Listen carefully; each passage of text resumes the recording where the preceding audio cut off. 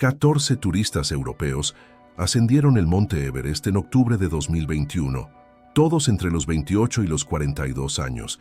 Eran montañistas experimentados, el clima era estable, la ruta segura, nadie volvió a verlos.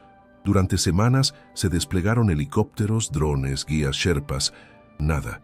Se desvanecieron sin dejar huellas, ni una carpa, ni una cuerda, ni siquiera una huella en la nieve. Fue como si la montaña se los hubiera tragado. Durante 3 años, el caso se convirtió en leyenda. Hasta que en mayo de 2024, un monje nepalí encontró una cueva sellada con piedras. Dentro, 11 cuerpos momificados. Sus rostros estaban deformados por el frío y sobre las paredes, grabados que nadie ha logrado descifrar. ¿Qué ocurrió en lo alto del Everest? ¿Por qué huyeron del campamento base y a dónde fueron? Esta historia abre un misterio que podría reescribir lo que sabemos de la montaña más peligrosa del planeta. Suscríbete y acompáñanos. En septiembre de 2021, un grupo de 14 turistas europeos se reunió en Katmandú, Nepal.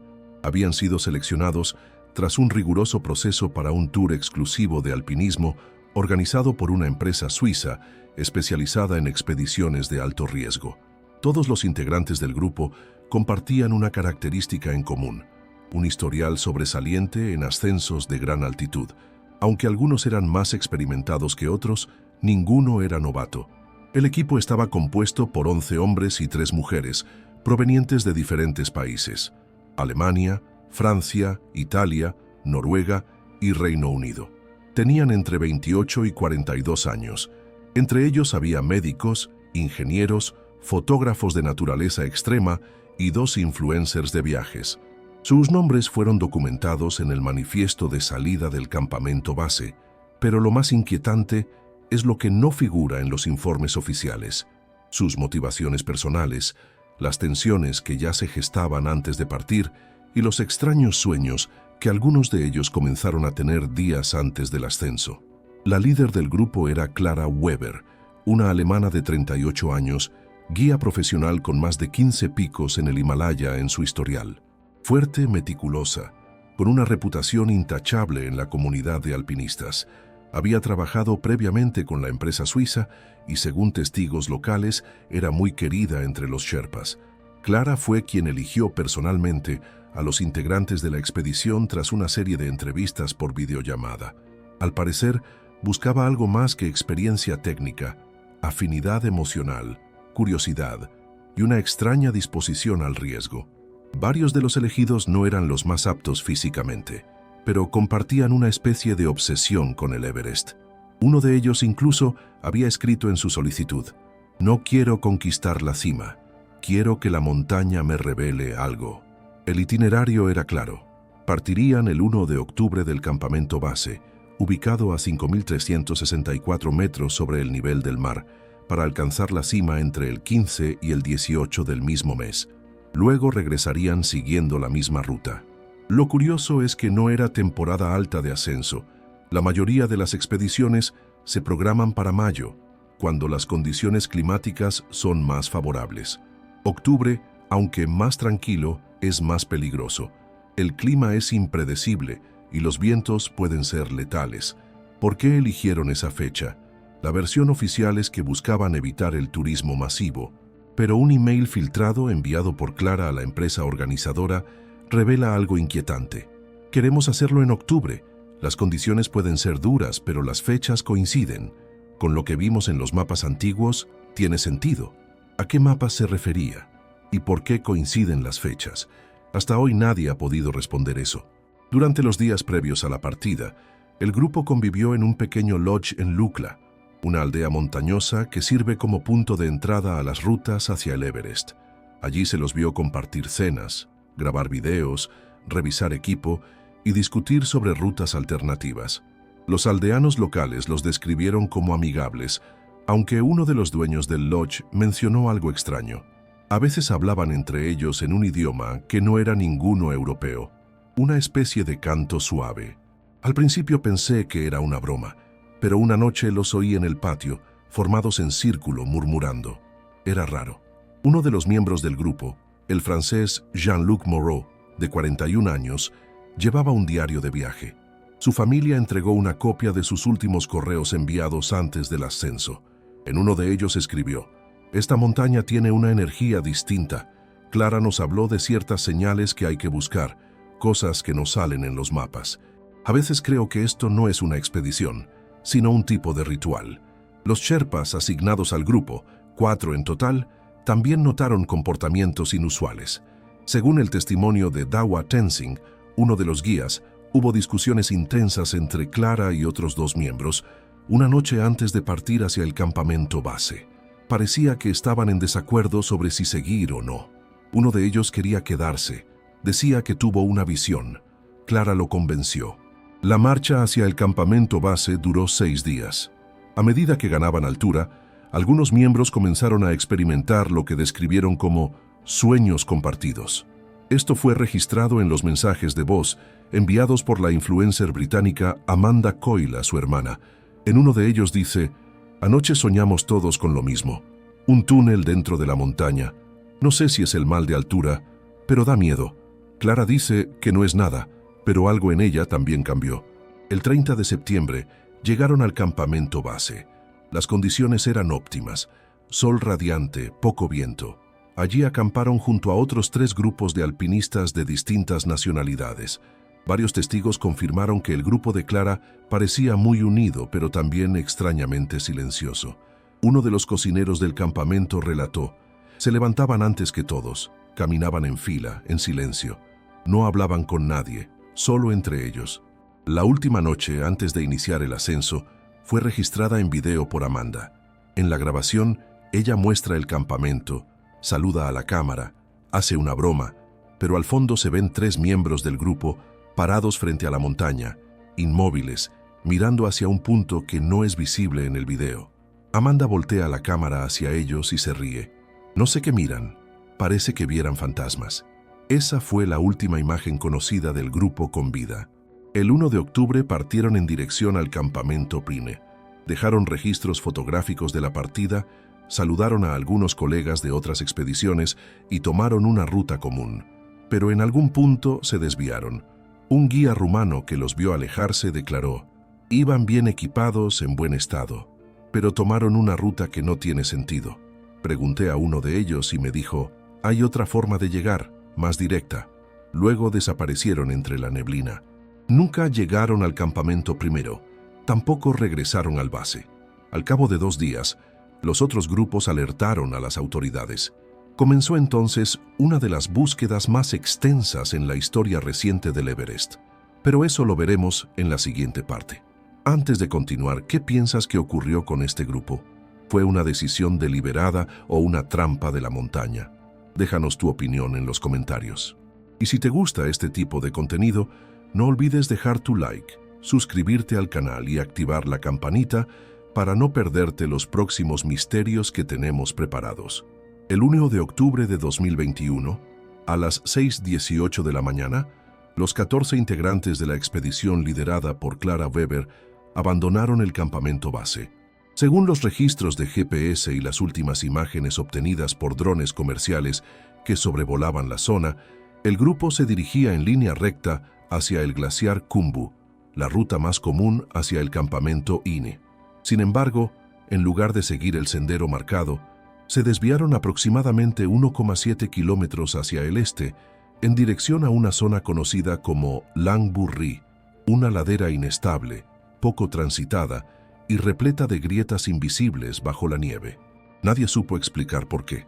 La meteorología ese día era ideal: cielo despejado, viento moderado, temperaturas de 12 de Grimark, tolerables para montañistas equipados. Los registros de comunicación del campamento base indican que a las 8:03 am, Amanda Coyle envió un mensaje de voz vía satélite a una amiga en Reino Unido. En tono despreocupado dijo: «Estamos tomando una ruta diferente.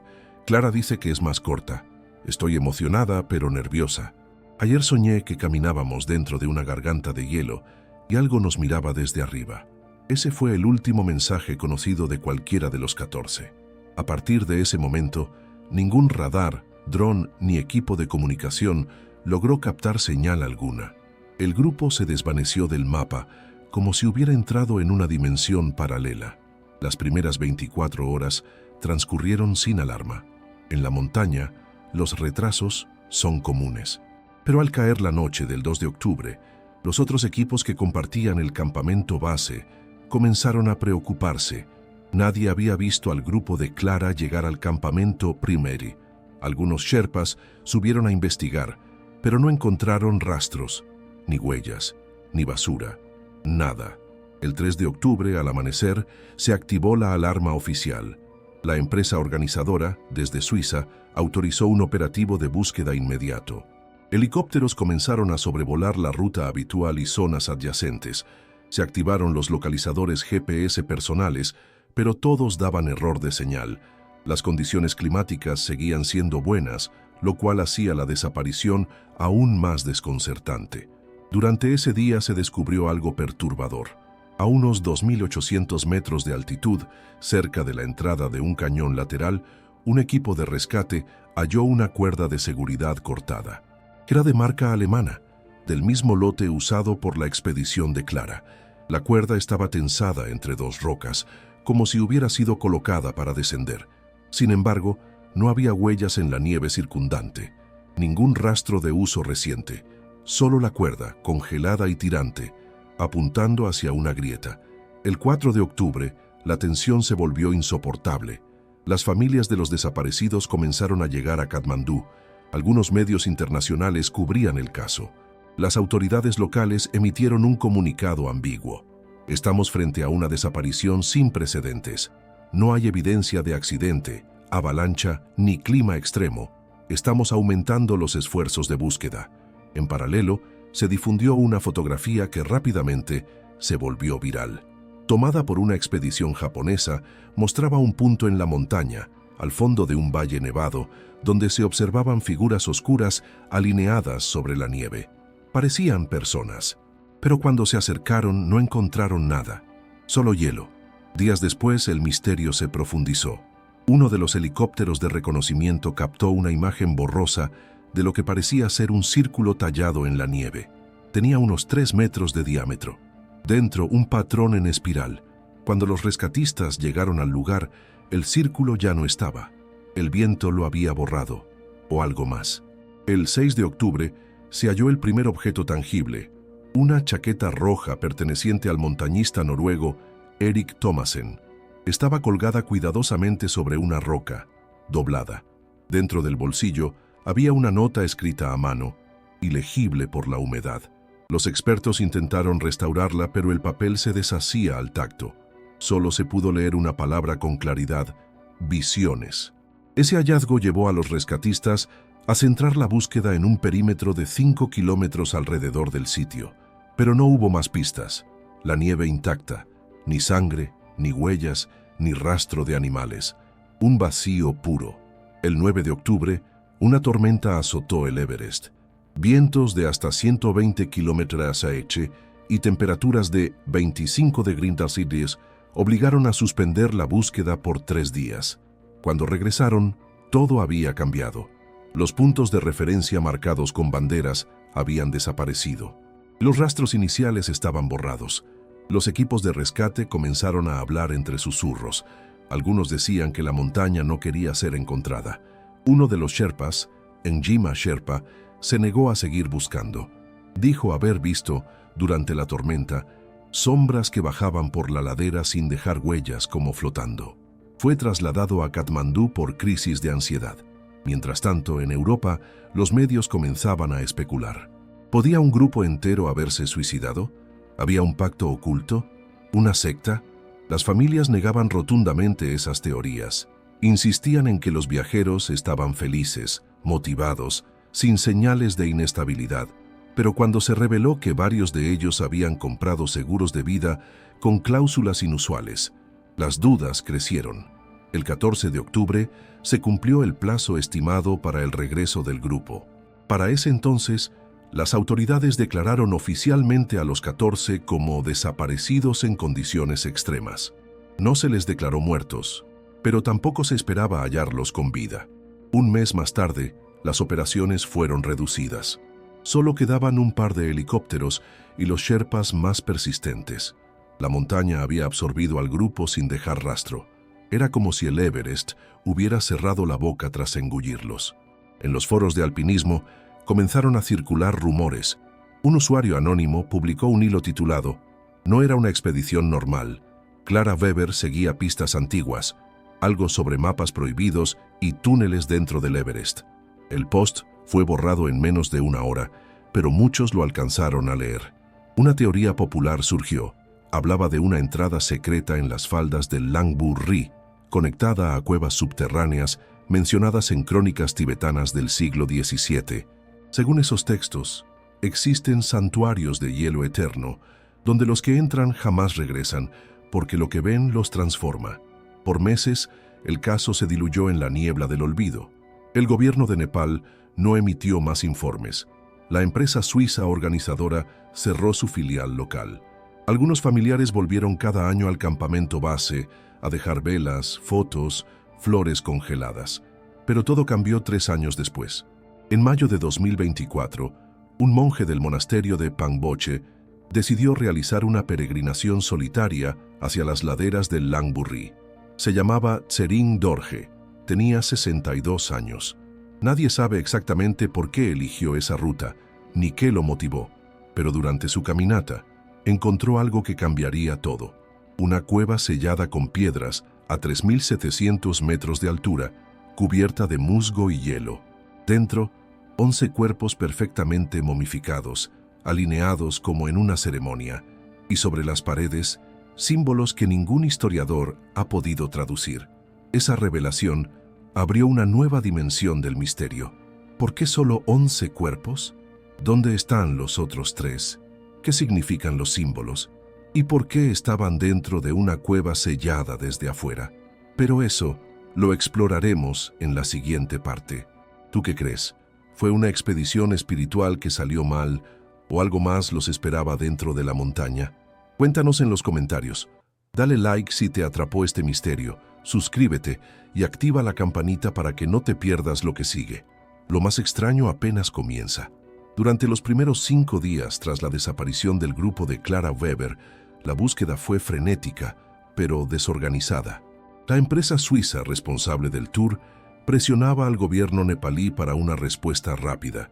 Las familias, ya notificadas, comenzaron a llegar a Katmandú y la prensa internacional amplificó la tensión.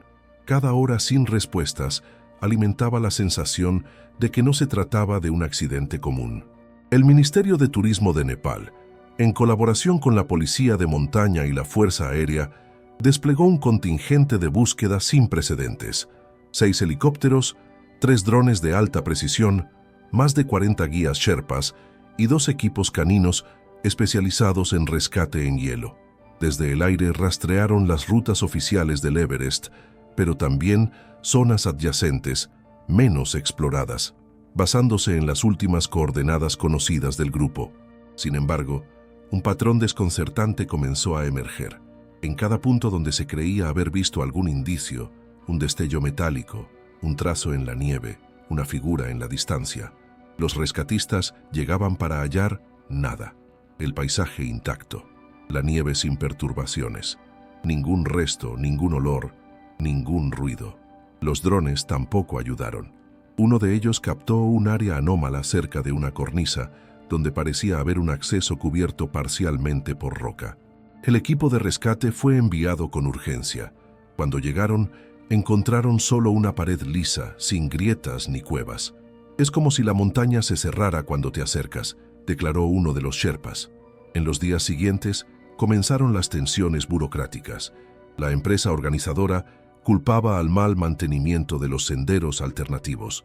Las autoridades nepalíes alegaban que la expedición había violado la ruta acordada. Se intercambiaban acusaciones mientras el tiempo avanzaba, y con él, el riesgo de perder cualquier pista real. El 10 de octubre se instaló un centro de comando en Namche Bazaar, desde donde se coordinaban vuelos, análisis de imagen y envío de equipos terrestres. Pero las decisiones eran lentas.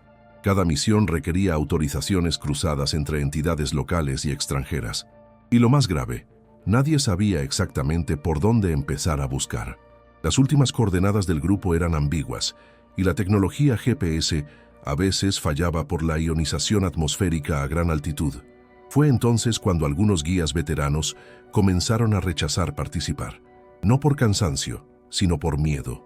«Hay algo raro allá arriba», dijo Lakpa Nuru, un sherpa con más de 20 años de experiencia.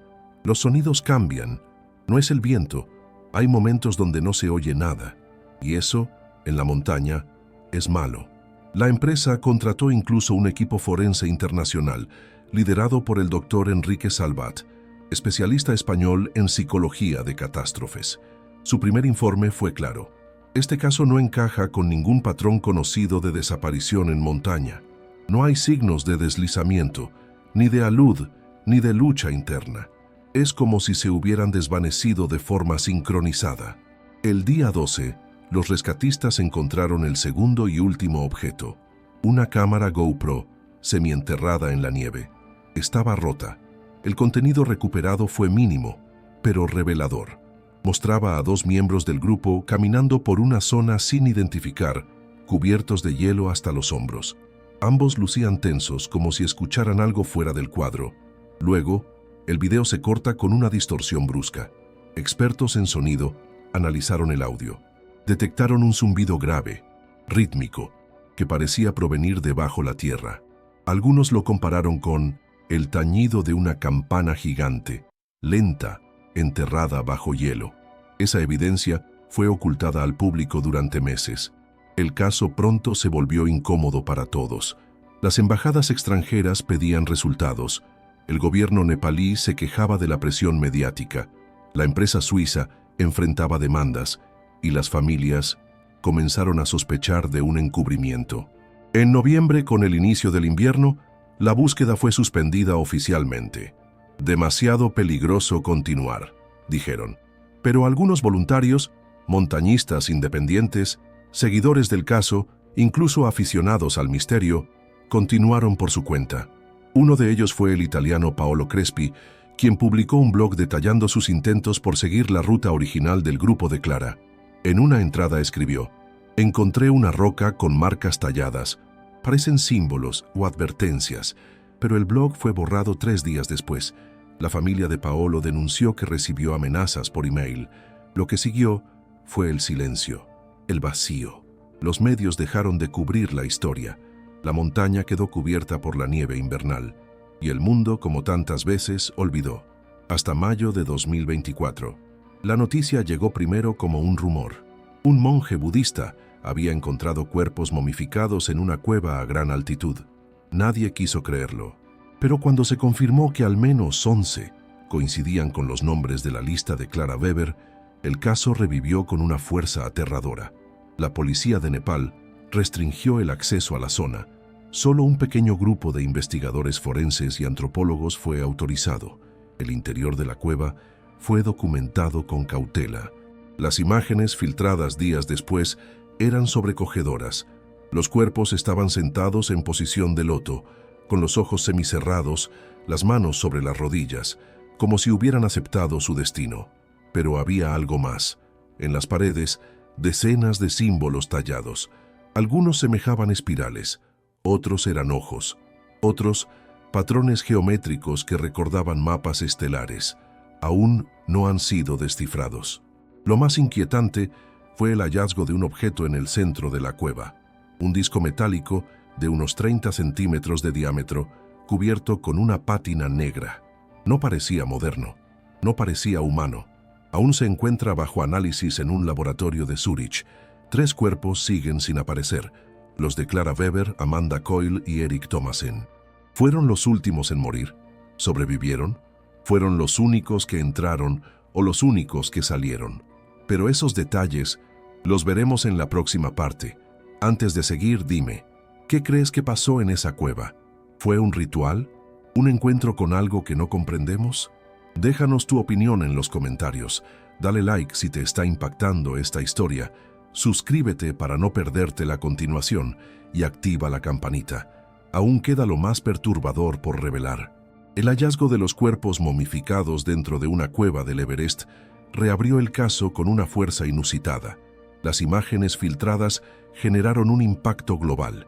La posición de los cadáveres, las marcas talladas en la piedra y el misterioso disco metálico ubicado en el centro de la formación no solo reavivaron el debate sobre lo que sucedió en 2021, sino que lo llevaron a un nuevo nivel. Los restos fueron encontrados el 11 de mayo de 2024, en una caverna que hasta ese momento no aparecía en ningún registro oficial de cuevas del macizo del Everest. La entrada estaba cuidadosamente sellada por una muralla de piedras colocadas manualmente y oculta por una especie de líquen pardo que había camuflado la grieta con la pared de roca. La abertura fue hallada por Tsering Dorje, un monje del monasterio de Pangboche, quien, según su testimonio, fue guiado hasta allí por una sensación ineludible que lo empujaba a abandonar el sendero tradicional. Tsering, al apartar las piedras, descubrió un pasaje angosto, de apenas 1 metro de ancho, que descendía en espiral durante casi 20 metros. No llevaba linterna, solo una vela gruesa que encendió al notar la oscuridad. Al llegar al final del túnel, se topó con una sala natural de roca congelada, con una forma ovalada que no parecía resultado de la erosión. En el centro, 11 figuras humanas permanecían sentadas, perfectamente conservadas por el frío, en una disposición circular. Algunas miraban al frente, otras hacia el suelo, pero ninguna mostraba signos de violencia ni de muerte agónica. Cuando las autoridades llegaron al sitio días después, confirmaron que la temperatura interna de la cueva era de 9 °C constantes. El aire estaba completamente seco. No había señales de animales ni de entrada de agua. El lugar había permanecido sellado herméticamente durante años. ¿Cómo llegaron allí esos cuerpos? ¿Quién los acomodó de esa manera? ¿Y por qué? Cada cuerpo tenía su equipo intacto: mochilas, botas, guantes. Las etiquetas confirmaban sus identidades. El análisis forense determinó que la muerte había ocurrido entre octubre de 2021 y enero de 2022. Algunos aún conservaban tejido muscular. Sus rostros, aunque deformados por el frío y el tiempo, eran reconocibles. Pero había algo más. En las muñecas de 6 de ellos se encontraron marcas de presión circular, como si hubieran usado brazaletes ajustados durante mucho tiempo. No eran marcas de relojes ni de cuerdas. Eran profundas, como grabadas en la carne. No hubo explicación oficial para eso. Y en las paredes eran lo más perturbador, cubiertas con tallas profundas que abarcaban casi la totalidad del interior de la cueva. Eran símbolos grabados con precisión geométrica: espirales, cruces de 8 brazos, ojos con múltiples pupilas, figuras que recordaban constelaciones, y en el centro del suelo una estrella de 9 puntas, de 3 metros de diámetro, tallada directamente en la piedra. Nadie había visto nunca nada igual. Se convocó a un equipo internacional de arqueólogos, historiadores de religiones y lingüistas. Algunos creyeron ver similitudes con iconografía pre-budista, posiblemente vinculada al Bon, la religión ancestral del Tíbet. Otros hablaron de patrones hipnóticos, vinculados a ritos de trance. Pero nadie logró traducir los símbolos. El lenguaje era completamente desconocido. Y luego estaba el disco. Situado justo en el centro de la estrella de 9 puntas, el objeto metálico tenía un diámetro de 30 centímetros. No tenía inscripciones visibles, era pesado y su superficie era completamente opaca, como piedra pulida. Al tacto no se sentía frío, a pesar de la temperatura ambiente. Los investigadores intentaron moverlo, pero estaba adherido a la roca, no soldado, no pegado, como si hubiera brotado desde dentro. Un escáner de rayos X portátil mostró que el disco no era sólido. En su interior había una estructura de anillos concéntricos, algunos móviles. No respondía a imanes, no emitía señales eléctricas, pero lo más inquietante fue el informe de uno de los investigadores. Cuando me acerqué demasiado, sentí un zumbido leve en el oído interno. Mis compañeros no oyeron nada. Me sangró la nariz. Desde ese momento, el sitio fue restringido por completo. El gobierno de Nepal, presionado por agencias internacionales, clausuró el área. Las Fuerzas Armadas tomaron control del acceso. El disco fue retirado por un equipo suizo y enviado, según reportes no confirmados, a un laboratorio militar en Europa. Ninguna de estas medidas calmó a las familias. Al contrario, aumentaron las sospechas. ¿Qué se estaba ocultando? ¿Por qué solo se encontraron 11 cuerpos? ¿Dónde estaban Clara Weber, Amanda Coyle y Eric Thomasen? Fue la hermana de Amanda quien impulsó una nueva búsqueda. Contrató a un equipo de alpinistas argentinos y noruegos para explorar rutas alternativas en la ladera sur del Langburri. En junio de 2024, uno de esos grupos halló algo más. Una cámara fotográfica congelada dentro de una grieta a 300 metros de la cueva original. El dispositivo estaba dañado, pero una tarjeta de memoria pudo ser recuperada. Las imágenes contenidas eran borrosas, pero escalofriantes. Mostraban interiores oscuros, túneles, paredes de hielo con símbolos similares a los de la cueva. En la última imagen, tomada con flash, se ve a una mujer, identificada como Amanda, llorando, con la cara semi-iluminada, apuntando con un dedo hacia algo fuera del cuadro. En el reflejo del hielo se distingue una figura humanoide, alta, estática. No se ha podido confirmar si es real o un efecto de luz. Al poco tiempo, una nueva teoría cobró fuerza. El grupo había descubierto una red de cuevas antiguas dentro del Everest, no naturales, construidas. Algunas leyendas tibetanas hablaban de ciudades subterráneas, refugios de sabios, o portales a otros mundos, lugares que, según los textos, hablan sin palabras y devoran el alma. Se publicó una entrevista con un historiador local, el profesor Tashi Dorje, quien declaró: en el Bon se dice que hay lugares donde las montañas abren su corazón, pero no para todos. Solo quienes llegan con una intención pura pueden salir. Los otros se quedan no muertos, sino cambiados. Pero la parte más oscura aún estaba por venir. Un informe filtrado por un miembro del equipo forense señalaba que 2 de los cuerpos hallados en la cueva no pertenecían al grupo original. El ADN no coincidía con los perfiles de los expedicionarios desaparecidos, tampoco con ninguna base de datos de personas reportadas como extraviadas. Eran 2 hombres, ambos más altos que la media, ambos con tatuajes rituales desconocidos en los antebrazos. ¿Quiénes eran? ¿Qué hacían allí? Ninguna respuesta. Y luego, en agosto de 2024, un nuevo testimonio desató otra ola de preguntas. Un guía Sherpa, ahora retirado, reveló en una entrevista anónima que, días antes de la desaparición del grupo de Clara, había oído en el campamento base una conversación entre ella y un extranjero. Hablaban en voz baja, en alemán, pero él entendía. Clara decía: no debemos decirles aún. Si saben lo que hay en la cueva, nadie querrá entrar. El caso ya no era solo una desaparición, era una fractura en la lógica, una herida abierta en el Everest. Pero lo más desconcertante aún está por contarse. Antes de avanzar, te pregunto, ¿crees que encontraron algo que cambió su percepción de la realidad? ¿Fueron testigos de algo que no debían ver? Déjanos tu opinión en los comentarios. Si este relato te mantiene intrigado, apóyanos con un like, suscríbete al canal y activa la campanita. La revelación final te va a dejar sin palabras. A medida que la investigación sobre el caso del grupo de Clara Weber avanzaba, las certezas retrocedían. En lugar de respuestas, cada nuevo hallazgo abría un pozo más profundo de incertidumbre. El hallazgo de los cuerpos momificados, los símbolos en las paredes, el disco de origen desconocido, las imágenes de Amanda señalando a una figura imposible, y los cuerpos que no pertenecían a ninguno de los 14 desaparecidos. El relato oficial se desintegró. Ya nadie podía sostener que fue un simple accidente de montaña. Las teorías se multiplicaron. La más racional sostiene que el grupo, guiado por Clara, buscaba explorar rutas no documentadas basándose en mapas antiguos. En esa búsqueda, se desviaron hacia un sistema de cuevas desconocido, donde quedaron atrapados por condiciones extremas. Allí murieron por hipotermia, y los símbolos serían obra de culturas ancestrales, posiblemente de pueblos nómadas tibetanos pre-budistas.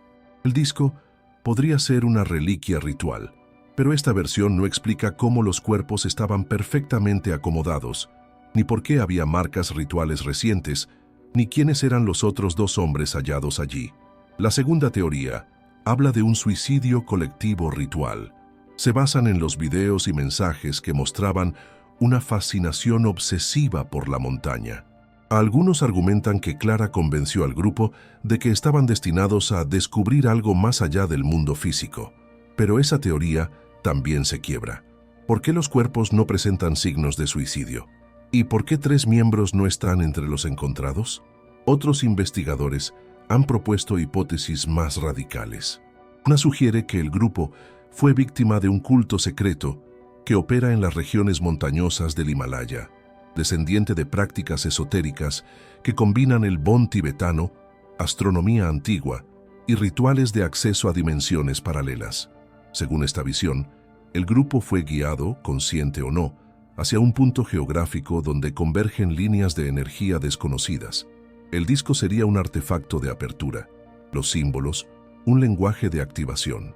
Y los 3 que no fueron encontrados podrían no haber muerto. Una de las teorías más perturbadoras es precisamente esa. Clara, Amanda y Eric no murieron, salieron de la montaña, pero no volvieron como entraron.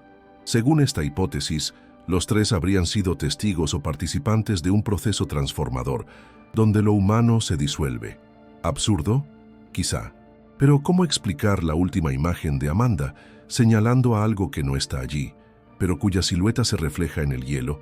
Incluso hay quien habla de contacto, de una inteligencia antigua, no extraterrestre en el sentido convencional, sino de otra capa de existencia, una que desde hace siglos vive oculta bajo la corteza de la montaña. Los símbolos serían una forma de comunicación, y la estrella de 9 puntas, un sello, un umbral. La última grabación recuperada del dispositivo de Amanda, solo 3 segundos de audio, es un susurro, pero no en inglés, ni en alemán, ni en ninguna lengua reconocible. Se ha comparado con fonemas arcaicos del sánscrito védico, pero no encaja del todo.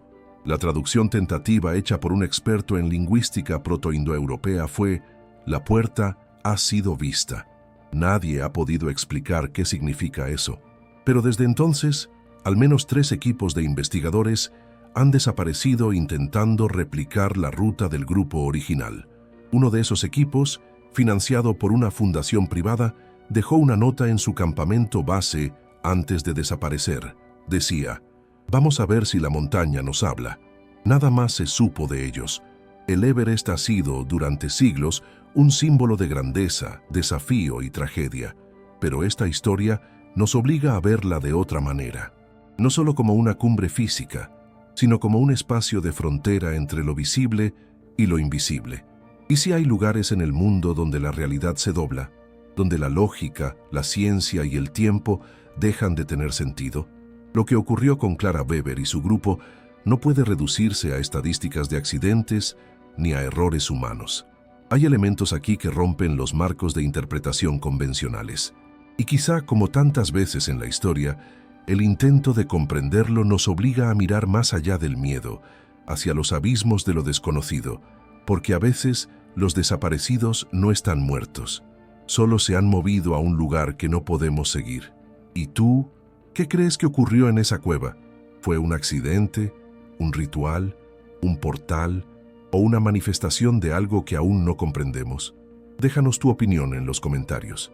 Tus ideas pueden arrojar luz sobre lo que nadie ha logrado explicar. Si este misterio te atrapó, si sentiste ese escalofrío al imaginar lo que ocurrió dentro del Everest, ayúdanos a seguir contando estas historias. Dale like al video, suscríbete al canal, comenta lo que piensas y activa la campanita para no perderte los próximos casos, porque lo que pasó en esa montaña podría pasar en cualquier lugar, y quizá, en este mismo momento, alguien más está mirando esa puerta, desde el otro lado.